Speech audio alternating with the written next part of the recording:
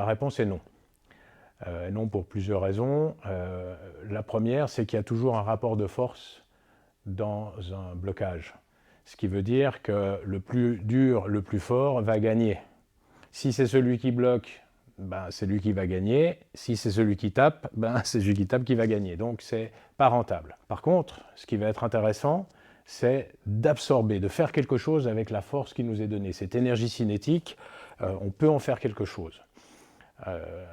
Et ça va éviter des blessures et ça va éviter le rapport de force. Le but, c'est pas se battre contre, c'est de réussir à neutraliser l'action du potentiel agresseur. En plus, le blocage active un réflexe de peur, de résistance, qui est associé au fait de subir. Hein,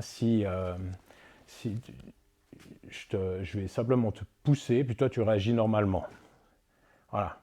D'accord ? Dès qu'on pousse, vous voyez, déjà le corps il a tendance à partir en avant.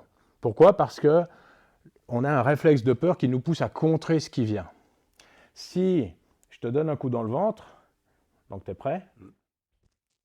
Et j'ai même pas donné le coup qu'il a crispé. Et oui, c'est mieux de crisper que d'être mou, mais c'est pas rentable parce que si je tape vraiment fort, il y a des risques, il y a des dommages. Pourquoi ? Parce que j'ai un plus gros gabarit. Rien que ça. D'accord ? Donc le but d'absorber, ça devient intéressant. Par exemple, au lieu d'avoir viens me pousser, au lieu d'avoir ce réflexe de résistance où quand il pousse, je viens me pousser, fais une poussée continue simplement. Voilà. Ce qui fait que je vais dans sa direction, s'il lâche, d'un coup, on bascule. Alors que si au contraire, quand il arrive, il pousse, j'absorbe l'énergie. Même s'il vient plus fort, ça ne me fait rien.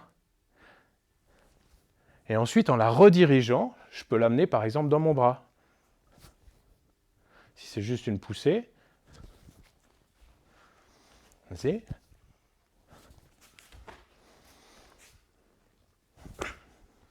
Juste un coup. Ou juste neutraliser. Et ensuite, je vais pouvoir travailler plus en interne. C'est-à-dire là, il y a un grand mouvement de corps. Vas-y, continue. Enchaîne-les, voilà, simplement. Et de nouveau, je ne fais pas un travail mécanique. Hein. Je ne fais pas ça parce que là, il redirige. D'accord ? Vas-y, refais. Si je tourne simplement, il n'a qu'à rediriger, j'ai absolument rien géré. J'ai réagi. Alors que si je suis dans l'action, même s'il essaie de rediriger, il ne m'empêche pas de revenir, parce que la force est neutralisée. Donc refais. Là, j'étais tendu dans le dos. Voilà. Là, j'absorbe. Fais plusieurs fois. Voilà. Et je vais simplement minimiser le mouvement externe, augmenter le mouvement interne, qui fait que, sans résistance, je suis dans l'absorption. D'accord ? Et ensuite, la redirection, je peux la remettre sur l'autre. OK ? Donc ça, c'est le premier principe qu'on travaille avec le corps. Mais après, ça va être exactement la même chose avec les bras. Si tu viens par exemple en angle 1, ici, si je viens en dur comme ça, bah, c'est le plus dur qui va gagner, le plus fort, parce qu'il est plus fort que moi, bah, je vais prendre. Si on travaille un peu dans l'idée du couteau, tiens, tu fais un blocage, je ne vais pas rester là, mon couteau, je travaille comme si j'étais de l'eau, quand il arrive ici, c'est absorbé. Si sa force, elle va plus vers le haut, je vais passer en bas. D'accord ? On s'en fiche du blocage. Il ne va jamais arrêter de l'eau. On met un obstacle, l'eau le contourne. Et il faut qu'on fonctionne dans cet état d'esprit.